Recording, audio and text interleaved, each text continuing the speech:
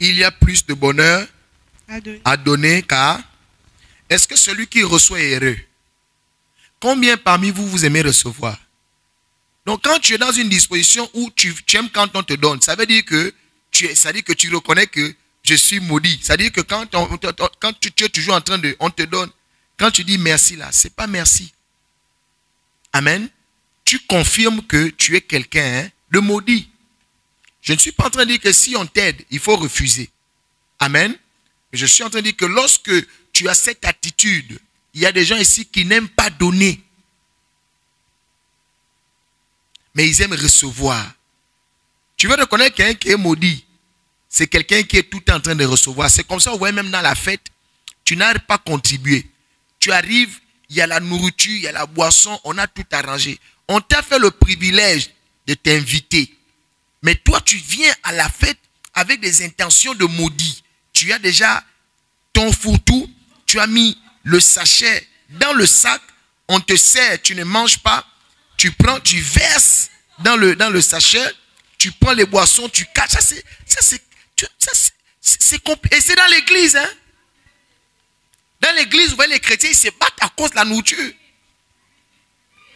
S'ils ne mangent pas, je vous dis la vérité, à l'église, il y a la fête, il y en a là. Essaye de faire en sorte qu'ils ne mangent pas. Je t'assure que là, on va rentrer dans la chair. Si vous voyez. Savez-vous convenablement, il y a tout le monde. Il veut contrôler.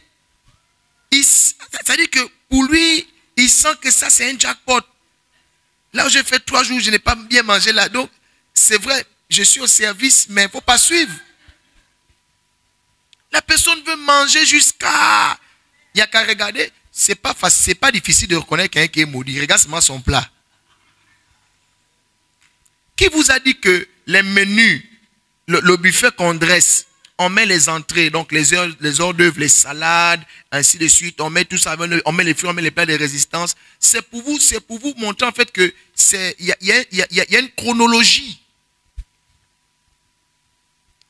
Non, tu vas voir, ça dit, normalement, dans une fête noble, tu vas remarquer dans une fête noble que les personnes nobles mangent d'abord les salades.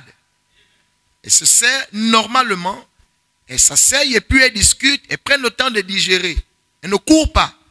Parce qu'elles savent que la salade, ça permet, c'est des trucs légers, ça permet de préparer l'estomac. Et puis, on a peut-être 10-15 minutes, le temps de changer. Après, on se dit, à peu près, les trucs comme les salades, les crudités, tout ça là, c'est au bout de 15-20 minutes, c'est déjà digéré. Ils savent ça. Après, ils se lèvent. Maintenant, ils attaquent le plat des résistances. Et même quand ils attaquent le plat des résistances, ils ne vont pas prendre le riz, le manioc, la banane et les tarots. Non. Si c'est le riz qu'il aime bien, il va prendre un peu de riz, il va accompagner avec peut-être du poisson, de la viande. Et puis, tu regardes le plat, tu sens que ça, c'est quelqu'un qui est béni. Le plat n'est pas chargé. Amen, amen. Et quand il finit là, après, s'il y a des fruits, s'il y a des cocktails et tout ça, donc, après, il peut bien faire des friandises, il termine avec, et la fête est belle. Mais les bakaris, tu vas remarquer, dans nos églises,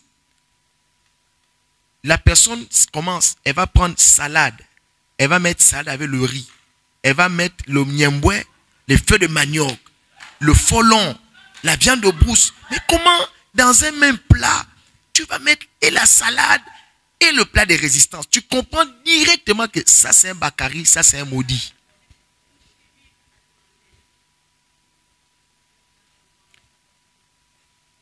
Amen, amen. C'est comme ça vous voyez, les personnes qui ont l'éducation, qui ont un certain standard, il t'a vu, peut-être il t'a apprécié quand tu es venu. Dès qu'il te voit faire ça, c'est fini. Son moral est bas. Peut-être vous avez commencé à discuter sur la même table. Tu as vu que le monsieur était intéressé. Dès que tu finis de te servir là, tu sens que le monsieur n'a plus trop envie de parler avec toi. Bah, il sait que non, tu es sauvage. Comment tu peux te servir comme ça?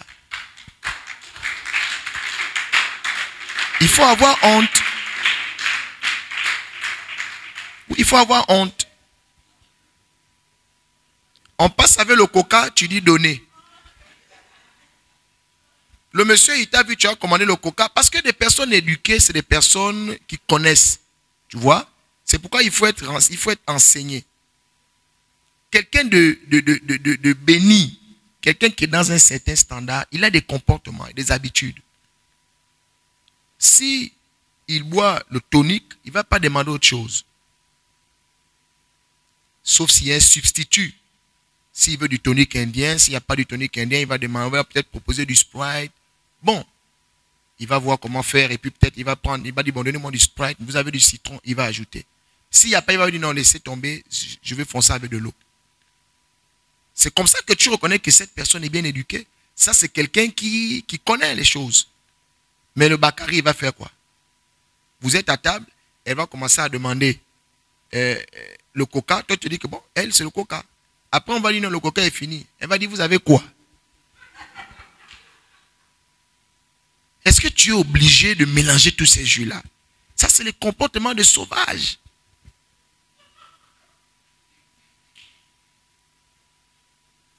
Tu ne peux pas boire et le coca, et le gino, et le Fanta, et le Sprite. Et quand tout ça est fini, on te dit, bon, après, bon, il y a la bouteille de vin. Tu vas aussi attaquer la bouteille de vin. Après, tu te demandes, pourquoi est-ce que, bon, ça ne fonctionne pas? Toi, quand tu fais ça, tu te dis qu'on ne te regarde pas. Bon, après, il n'y a que les Bakary qui peuvent s'accommoder. Si tu es aussi en face de toi, un monsieur, vous êtes pareil, donc, en tout cas, vous partagez le même standard.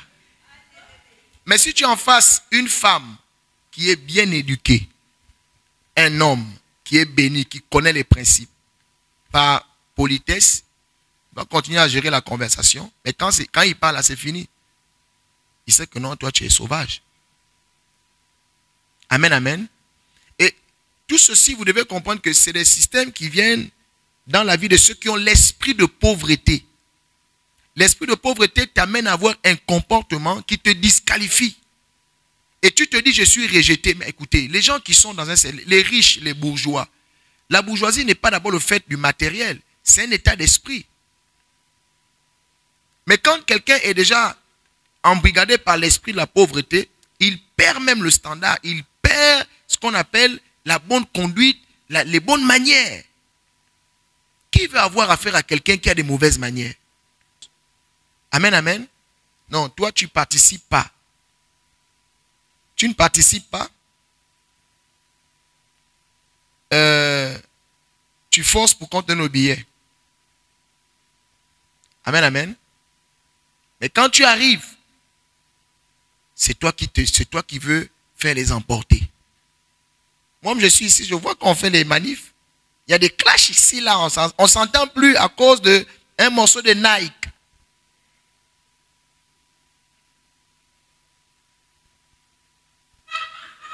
Il y a des frères ici, il y a des sœurs. Ça chauffe. Est-ce que je mens? On peut bien prier ici. On prie bien. Déjà même, c'est un défaut. Tu vas remarquer que quand on est en train de prier qu'il y a les buffets, il y a des gens qui vont estimer que la prière dure. Toutes les fois qu'il y a une fête dans l'église, la même prière où on prenait 1 heure, mais quand il y a la fête dans l'église, on a déjà fait la nourriture, tout ça, on va voir que 1 heure là, c'est déjà 5 heures.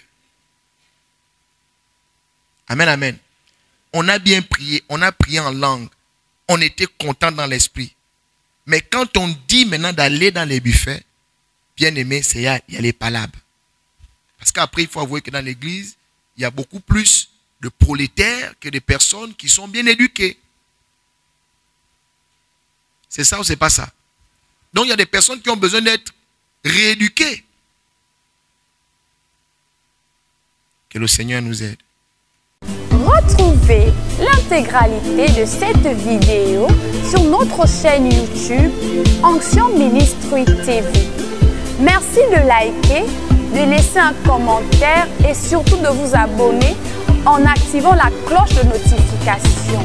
Pour joindre l'apôtre Écrivez via WhatsApp au 066 51 49 22. Il a dit, ma maison sera une maison de prière. Vous en avez fait une caverne de voleurs et de bandits. On vend l'huile, on vend l'eau, on vend le sel, on vend le mouchoir, on vend le savon, on vend la crème, on vend tout. Est-ce que c'est ça la maison de Dieu?